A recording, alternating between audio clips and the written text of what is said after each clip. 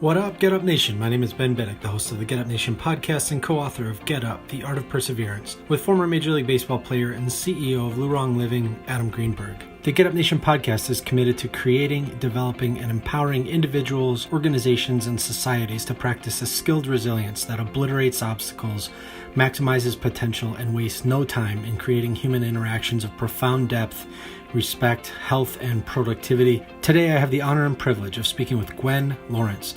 You may have seen her on the Better Man television show, which she co-hosts with Brian Jones, read her book Body Sculpting with Yoga, or heard how she serves professional sports teams and countless others with her program called Power Yoga for Sports. Her unique ability to read bodies helps her analyze any imbalances and asymmetry that can lead to injury. She's helped elite athletes like Alex Rodriguez and Plaxico Burress prevent injury and enhance their performance. Her clients include the New York Knicks, the New York Yankees, the New York Rangers, the New York Giants, David Letterman, Regis Philbin, Coach Larry Brown, UN Secretary General Kofi Annan, Kathy Lee, Frank Gifford, Kate Hudson, the New York Red Bulls. The list goes on and on. You can access a detailed list, training opportunities, testimonials, tips, and t-shirts at her website, gwenlawrence.com. You will also find some blog posts that give a window into how Gwen has achieved such success. In March of 2018, Gwen described on her blog how she does not believe in regret. A survivor of unspeakable childhood sexual abuse, Gwen wrote, "I believe I have a purpose to fulfill," and embraces her journey that has ups and downs of learning, creating, discovering, disappointment, and great highs. She also describes how people can't appreciate or even conceive of a high or an accomplishment unless they have felt the lows.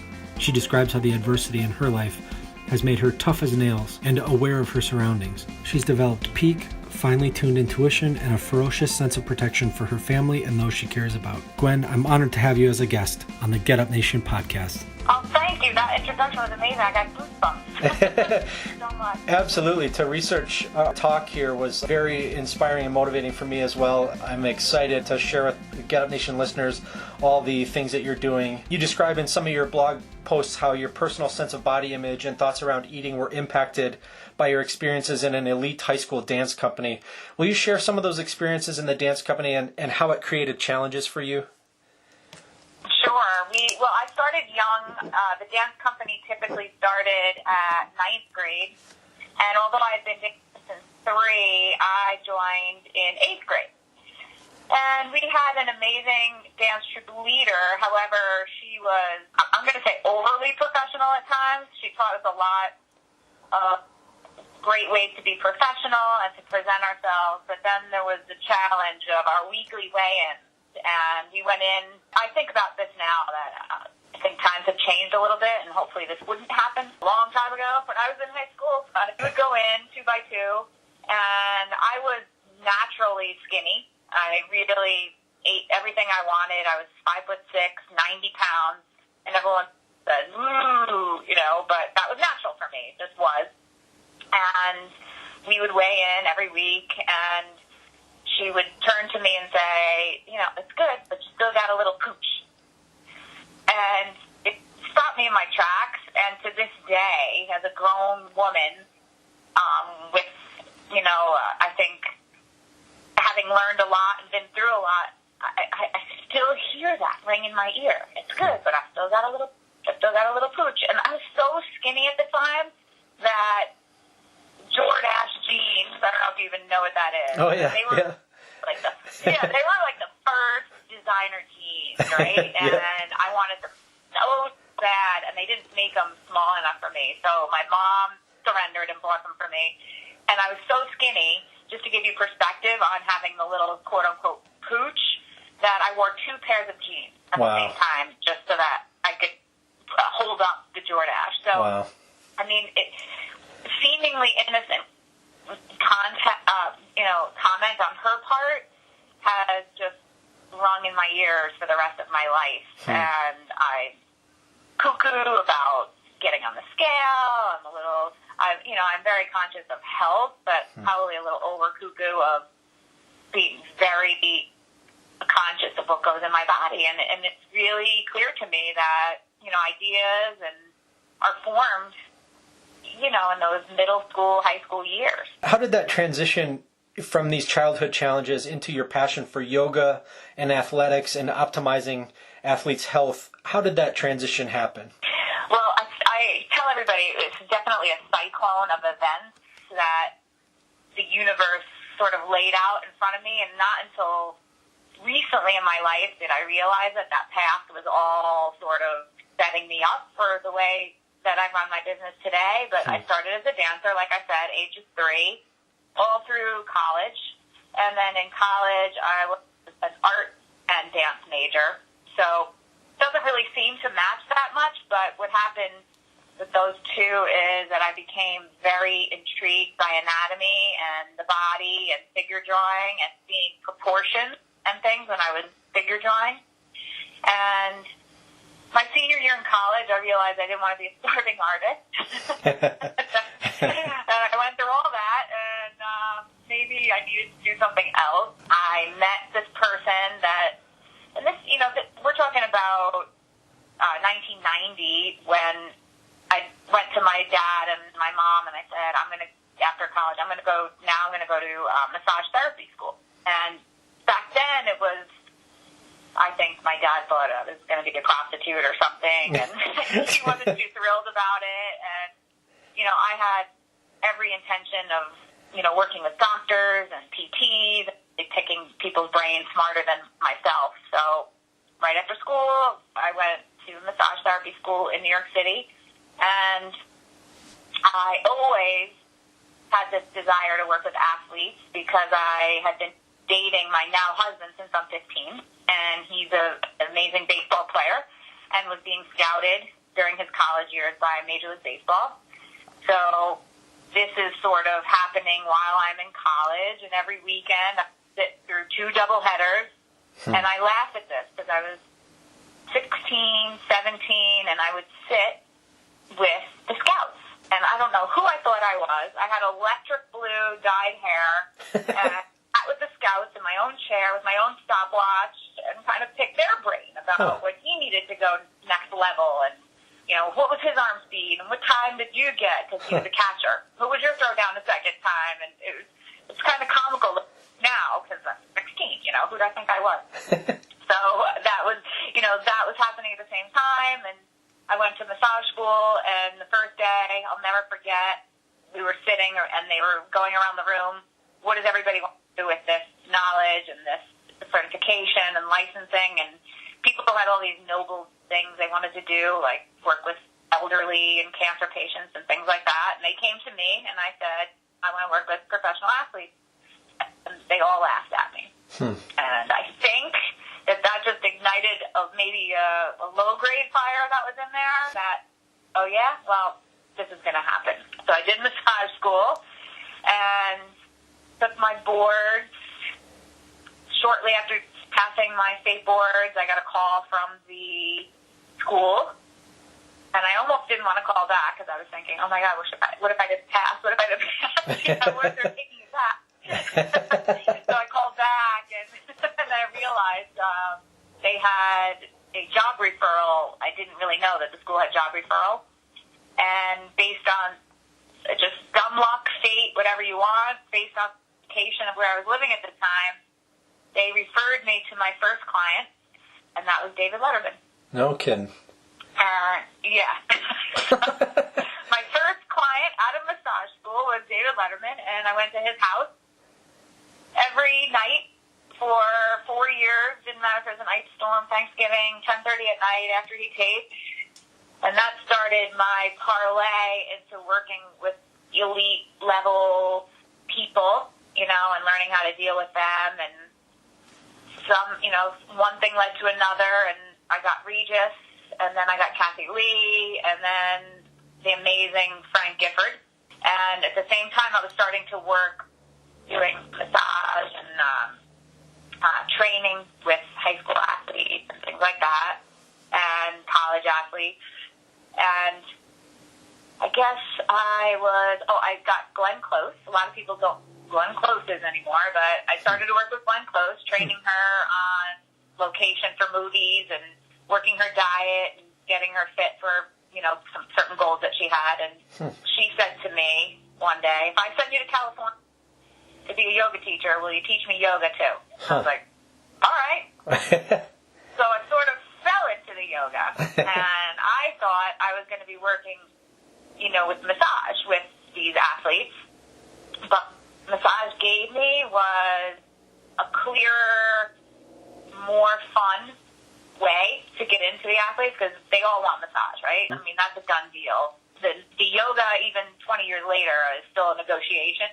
I constantly have to prove why, it's getting easier now. And so I was doing massage and yoga with some of these athletes, and I got in with the Giants, and then started telling the Giants, if you do yoga, you need less massages. You want to give it a try, and they gave me the opportunity, and never looked back. 18 seasons later with them, and I was just built. So one team, the trust, and I think that's where my fiercely protective and loyalty comes from, and these teams sense it, these high-level athletes and sense it, and that's what keeps me in the game and being able to stay in that situation. I see. So, did that answer your question? That's kind of a long answer. In addition to co-hosting the Better Man television show, you serve, like you were saying, some of the most elite athletes on the planet. Will you share with Get Up Nation some of the services you offer and why some of the highest level professional sports teams draw from your knowledge and expertise to help them win championships? Definitely. I developed my company, Power Yoga for Sports, well over 15 years ago. And what I saw, especially when I first started working with the Giants, is that they were all training together. And while that was nice, built team unity and team spirit, I was seeing, the O-linemen doing the same thing as the wide receiver, as the quarterback. And something about it just didn't quite jive for me.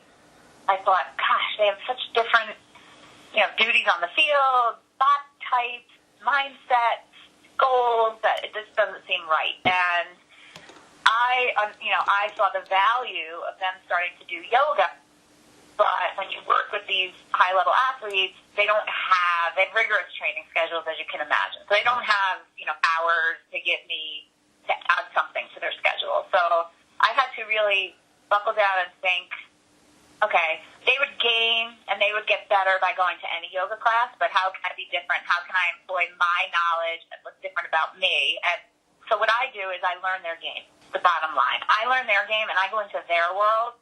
I'm not asking them to be a yogi.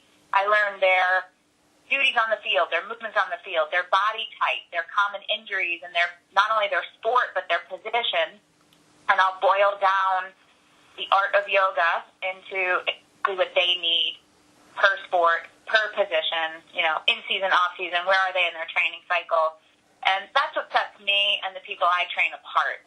Yes, they'll be good by going to a yoga class, but there's certain things that are necessary for them to do, certain things that maybe in a hot yoga class that could be detrimental to them, and so that's where that kind of came from. And they get that, I'm speaking their language. I'm not asking them to do a split, unless they're a first baseman. If they're first baseman, then I might make them do a split. So it really makes sense to them. And then, you mentioned that for some reason I have this curse of being able to really look at bodies and just within a millisecond seeing imbalances and things that possibly are wrong or off. And what I've noticed over the years is that it's these imbalances that eventually become injuries. It's my job to keep them symmetrical, to keep them balanced so that they run smoother. Sure. And they understand that as well. And I kind of give them an analogy about a car,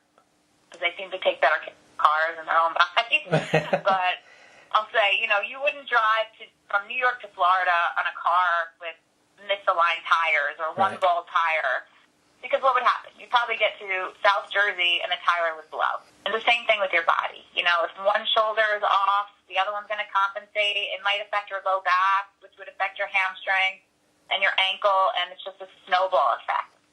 That's my goal with them, developing these routines on the fly that are going to help with their symmetry and their specific job on their specific field of play. I can only guess that that's why these professional athletes are frequently telling you that you take them through some of the hardest workouts they've ever done, And then they also wish they would have started doing yoga in their routines as children. And what I really like is your focus is not just on physical performance. You help people increase their awareness in and of the world. You help create a positive global impact by developing attentiveness in people of who and what they surround themselves with. You help people rid themselves of negativity, create the life that they want by incorporating balance, strength, flexibility, breath, visualization, and mental training. Can you describe the satisfaction you experience as you help others train not only their bodies, but their minds to achieve greatness? I think if you do presentations all over the country, I start out by saying, I think Yogi, which is pretty ironic, said it best, that 90% of the game is half mental. And, it doesn't matter what they train physically. If their head is not there, and you've seen this. I mean, we've all seen this. Any sports lover has watched a game and has seen someone have a complete meltdown, which is the demise of the game and potentially their whole season, right? Mm-hmm. So you really have to be in the head first. Mm-hmm. You have to be clear in your intentions.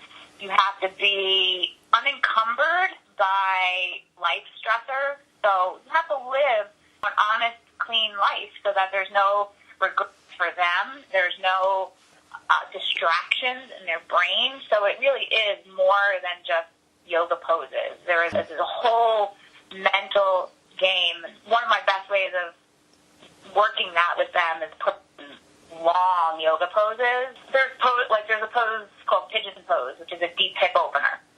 And I am famous for having them hold it for 5 to 10 minutes. I'm not letting them out of it. You can't leave the game if you're tired, cranky, it's annoying, it's hurting, and you can't leave that yoga pose. As long as you're safe in the yoga pose, you're going to find a way to dig deep, to find comfort in uncomfortable situations, which is sports, right? Right. And you're going to breathe through it, you're going to visualize, you're going to be positive through it, and knowing you're going to accomplish this, and you're going to reap the benefits of having these nice open hips later. So that's how I incorporate it, so it's not taking up extra time either, although I do lots of side talks and speeches on mindfulness for the athlete. I see. This is one of the most special days of life. First of all, Coach Coughlin asked me several years ago he said, would I be able to teach mindfulness to the team? Absolutely, Coach. I wrote a 6-part course that I taught the medical staff, the coaching staff, and the trainers, and subsequently taught the team, and they learned a ton. And then I had the honor of teaching it to the Knicks under Coach Phil Jackson. Great. And that was just like, oh my God, one of the best days of my life. Awesome. He just came over to me and tapped me on the shoulder and said, go get him, kid. Nice. I was just like, oh my gosh. Nice. This is the Zen Master. This is the best day ever. Yeah, that's amazing. You mentioned, they say it's the hardest thing they've ever done. Mm-hmm. And I think that touches on something. They say it to me all the time. And one thing I'll do is if there's a pose that's really easy for them, in my mind, in my experience, they don't need to do that one anymore. Right. They're good at it. They're great at it. They conquered it, right? Right. It's the ones that are hard for them, that maybe they hold their breath for. That's the ones that I push, and that's why it seems like I'm tough on them, and it's hard, but, it's the best use of their time. Oh, yeah, because that fourth quarter, when they're exhausted, that's going to be rough on them, too. So if you could do it in that session, that only streamlines them into when it's third down and they need a first down, or whether it's the ninth inning, or whether they're having financial trouble or relationship problems. Yeah, you get in this tailspin of, storytelling, negativity, I'm tired, I'm this and that. Oh, my gosh, that's just how I felt the other day when my tax return came, and I owe this and that, you know what I mean? Mm-hmm. So you get in this down spiral, and you can't do that. So we got to find ways and tools on the fly. And you just focus, go, and like I said, living that nice, clean life, eliminate some of those extraneous stressors. Absolutely. So if young people are listening to this right now and they have dreams of being an elite athlete one day, what have you made available for them and their coaches to help them on their path toward excellence in athletics and life? That's a great question, and of working with high school and collegiate level guys because they're so hungry, and it brings me a lot of joy to get letters from them after they've graduated, how this worked, that worked. And so the past 2.5 years, I've been furiously writing these complete training kits. So I have 13 different sports right now, and it's everything you need on your specific sport, common yoga moves, common yoga poses, yoga routines, and why to do at home. So I'm trying to get everybody I can to do it. I obviously can't be everywhere, and I can't train enough great people. So I'm offering this type of option for everybody out there. I also have a YouTube channel, so they can go on there for free and sort of Google ailments or sports and just start. And people get a little overwhelmed, and they go, I could do an hour. I don't know if I could do a half hour. I say, start with 5 minutes, video off, right? And then maybe next week you do 7 minutes. Then all of a sudden you'll find you're doing it and you're getting better. Nothing feels better than that. Great. And then also for those who have experienced adverse childhood experiences and they're seeking to create personal resilience in their life, do you have any encouragement for them as they start asking questions about how these troubling experiences have affected them, how they can experience healthy, caring relationships, how they can establish a sense of self-value or develop an ability to successfully adapt to change? Do you have any encouragement for anybody who's listening, who's facing and wading through kind of the chaos that comes from trauma? Yeah, definitely. I think everybody has a different journey. Everybody internalizes things differently. And I'm not going to lie, there's days and years where I'm perfectly fine. And then there's days and months and years where I still think about it every day. You know, I have triggers. So know that there will be ups and downs. And the way to wade through them and overcome them is to surround yourself with people you truly, truly trust.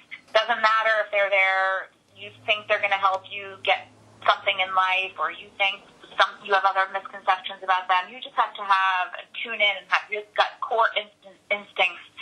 Surround yourself by people that you can trust. You know when you're down, that they're there for you no matter what. And then to really find your passion as young as you can in life and your purpose. And that distracts you.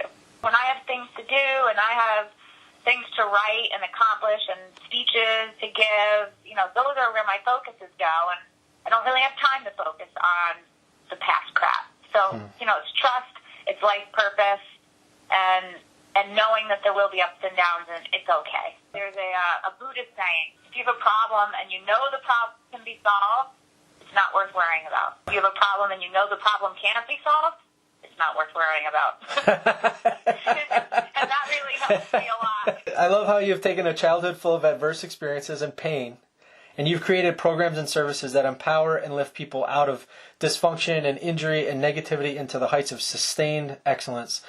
Where the programs you experienced as a child did great damage in the pursuit of excellence, you've committed yourself to creating impactful programs that incorporate the entire person into the process to prevent not only future physical injury, but a whole person on the interior space as well. Gwen, I always end the show with 6 questions that help my listeners gain a greater understanding of the why of my phenomenal guests. Will you run through these 6 quick questions with me? All right. Who are you thankful for today? My husband. I met him very young in life. We grew up together, and we just have the most unique and special connection. He gets me, I get him, and he's always there. What are you thankful for today? I am thankful that I had the opportunity to actually fulfill my dream, to go into a career that I wasn't full on with, that I could really pursue the purpose that I was set here to do. And how do you fuel the fire within you? Sleep. Surrounding myself with people that I love. And I'm a tremendous goal setter. So being really clear on my goals. What is one thing adversity has taught you to value? Adversity has taught me to value loyalty. I'm huge on loyalty. I sound like an old mafia guy. And then, what are you doing today you never thought you could? Nothing. I think I could do anything. Awesome. I really do. I mean, I know maybe when I was younger that would have been a different answer. I would have said working with the world's most elite athletes and coaches, but now, because I've done that, especially being a woman, and I've done it for so long, that I really believe that there's something I want to do, I could do it. And that sums up my next and final question. What are you going to do tomorrow you never thought you could? Tomorrow, I am going to retire young. I'm going to have a really, really expensive, fast car. maybe a little more vacation time in Sedona, Arizona, and spread my teaching to other people so that they can live the life that I have lived and really feel fulfilled. Excellent. Thank you so much. If people want to learn more about you or any of your programs, where can they find out more information? GwenLawrence.com. Everything you need there. As a first responder, I don't know how many nights I sat in an uncomfortable hospital chair, listening. People, reeling from physical and psychological trauma and abuse, would tell me their stories. Sometimes they would only tell a little. Sometimes they would tell me in great detail what they'd experienced. Sometimes they were sober, sometimes they weren't. Sometimes I was no more to them than just another object in the room, and sometimes my listening was everything to them. When children came through the doors, it was the most difficult. When children arrived, it was the most stark reminder that none of these situations were a report to be read or work to be followed up on. These were people. They weren't diagnosis codes to be filed so insurance companies could be billed, so profits could be made. These were people. These were lives, wondering what kind of world they were in, where the things they'd experienced happened. They were the today and tomorrow of people seeking hope, help, meaning, and healing. This place where I met with the wounded was also a place where I would experience the warrior within people. There are those who refuse to allow the pain and darkness to win, who refuse to be victims. There are those, like Gwen Lawrence, who transform their trauma and suffering into power, who commit their time and attention to sharing their power. They do things like provide their insights, thoughts, and experiences to help others better themselves. They speak the language of master performers because they understand the value of applying knowledge with precision into specific situations to be of true help, to affect change, to improve processes, and to affirm and maximize health. They go into the depths of who they are to discover new glories, new heights, and new ways to be of positive connective service. Their clear vision and drive takes them beyond the status quo because of what they understand. They quickly begin to realize that nothing is impossible and dismiss unnecessary barriers created by fear, doubt, comfort, apathy, or an excessive need to control.